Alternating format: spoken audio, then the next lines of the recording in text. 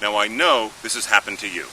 You're at home, it's winter, you're looking at the rose catalogs, all of a sudden there's that perfect bloom and you've got to have it. Never mind that it's on a climber, never mind that it's on a rambler, and you're out of room for climbers and ramblers. You think to yourself, well, what I could probably do is plant it in a corner of my yard and grow it as a freestanding shrub. That's a great idea for the first year, for the second year, and by the third year, though, it's now knocking on the second floor of your house, calling itself Audrey, and humming this theme song from the Little Shop of Horrors. What you've got is a climber and a rambler out of control in a spot where it shouldn't probably be. You got a couple choices. What you could do is you could cut it back and lose all of the bloom for another 2 or 3 years while it builds itself back up. But what if there was another way?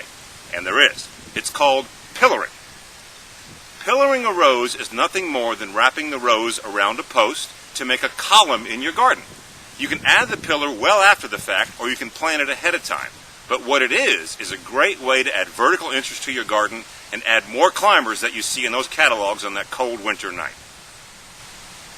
So to begin to understand how to pillar a rose, and it's actually very, very simple, what we're going to do first is teach you a little bit about the anatomy of a climber. The first part to understanding the anatomy of climber is to know that there's 2 different kinds of canes that we work with. Number 1 are the main canes. They come from the base, right here. You can see them coming straight up from the bottom here. Those are the canes that are the long ones, and those are the ones that you never really want to cut back. So the main canes come from the base, and the next one I'm going to show you are the laterals. Right here I have a main cane. This is this part here that goes all the way back down to the bottom of the plant that I showed you earlier. This continues here. These pieces coming off to the side here are called laterals. All of this growth that you see coming. Now this is important to understand the difference between the main cane and the laterals. The laterals are what bear the flowers.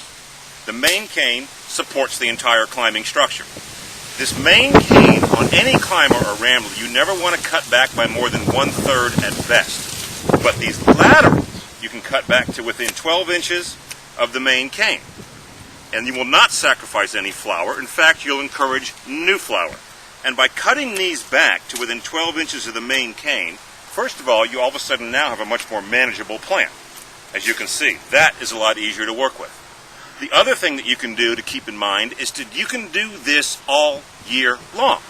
You've had a climber on an arbor that you walk through. In spring, it's looking very good right after that prune. But by summer, it's cascading off. It's catching small children and pets in it. Well, what you can do is cut back those laterals. That's the part that's messy, not the main canes.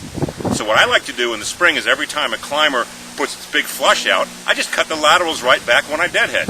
When it blooms in summer, I do it again. If it blooms in fall, I do it again. I do that all season long. So the first job to get this beast under control is I'm going to go through and I'm going to cut back all these laterals. And this is where if I had one of those clocks that wound in the old movies, it'd go for about 24 hours because this is going to take a while. We'll be back.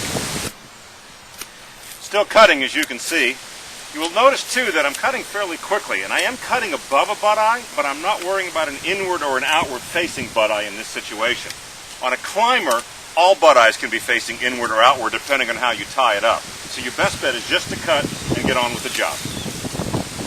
I'm going to pause here for just a second when cutting the laterals, because I want to show you something. Remember what I said, you always leave the main cane and cut back the laterals, which are these pieces here like this? As with everything, there's sometimes an exception, and this is one of them. I have here the main cane continuing here, and it starts to get very, very thin and very twiggy, which means it's not going to really do much more than what it's already done. But coming off of it right here, I have a very nice lateral. Lots of new growth that's putting out, and it looks really, really good. So I'm going to take this main cane, and I'm going to end it right here, and now I'm going to take this lateral and turn it into the main cane. This is an example of the plant telling you what's best to do. So again, use your judgment, and this is where your instinct as a gardener really comes into play. So we'll just keep going. Almost there. Well, I can keep going all day on this, but for now this is good. I've gotten the laterals cut back, and you can already see it's just completely begun to clean itself up a little bit with this kind of growth. Now I feel I have something to work with when I want to start to wrap it around this post. And let's actually then begin to talk a little bit about what you can pillar a rose onto. Well, anything, quite honestly. I like a pressure-treated 4x4. I usually buy one about 10 feet high. I put 2 feet in the ground. That leaves me 8 feet above the ground. That works very nicely. You could also use something ornamental. old column or something like that, or maybe a piece of wrought iron, or you could do a teepee and do a tripod and do 3 different supports of rebar. That's completely up to you and up to the aesthetic of your garden. But whatever you do, just make sure it's secure in the ground, because when the wind starts to blow, these things can really start rocking when this thing is leafed out and very full. This is a little loose for purposes, but I'd probably concrete this on a more permanent basis. Now, before we start to wrap these canes, I want to explain a very important concept about climbing roses. You put climbing roses before on an arbor or something like that, and all you do is have blooms way up at the top and nothing down below. That's because you trained the canes straight up like that. What that means is you're going to get blooms straight up at the top. In this case, about 12 feet high, higher than I can see them. The key to understanding a climber and how it blooms is this. The more horizontal, the more these eyes are going to break, and the more I'm going to have blooms along the cane. If I can get up to 45 degrees at best, that's going to work too. Anything up into here, though, I'm only going to get the flowers at the top. So if I can go from here to here, that's when I'm going to get my flowering. So when I pillar, I don't want to just tie it straight up like that. Think the old-fashioned barber pole, for those of you who are my generation, and start to wrap it. And it's quite flexible, this cane. And that's another point to think about. Choose a rose that's flexible. Don't try this with a rose that you can't work with. And you can see what I've done. I've begun to wrap it around, and I'm just going to continue to do so. Then I'm going to tie it off at the top, and then we'll finish it.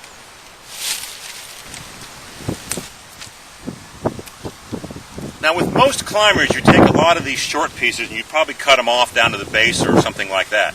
I don't like to do that with a pillar rose. What I do is just begin to tie them in. Because what that begins to do is that's going to give me the flowering down here, because these laterals are going to sprout. And by cutting it here, there was a lot of old growth here, I'm going to get all these bud eyes back here sprouting, and that's going to give me even more flowering down below. So I'm even going to tie a little bit into the middle here. Now, I'm using this green gardener's tape, which I realize isn't the prettiest stuff in the world, but I figured it's going to be the easiest for you guys to see. What a lot of people use is nylon hose, for example. You can cut up into strips. It's flexible. And there's all kinds of plant tie material out there. Whatever you use is fine. Just make sure that it's not abrasive and doesn't cut into the cane, and that it's flexible so the cane can grow a little bit without pinching. Got another short piece here that I can work with. I see a little winter damage, so I've got to cut it back anyway. That's going to get me those bud eyes sprouting really nicely. And instead of tying it, I can just sort of tuck it right in there. The one nice thing about roses and thorns is when you tuck, they actually do hang on as a general rule. I hope. What I can do is then take this piece that's nice and long and wrap it around this way. You want to go both ways. You want to wrap this counterclockwise and clockwise, by the way.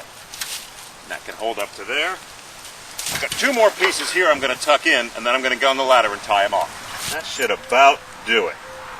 I'll just take my tape and wrap this up, tie it off, just to hold it.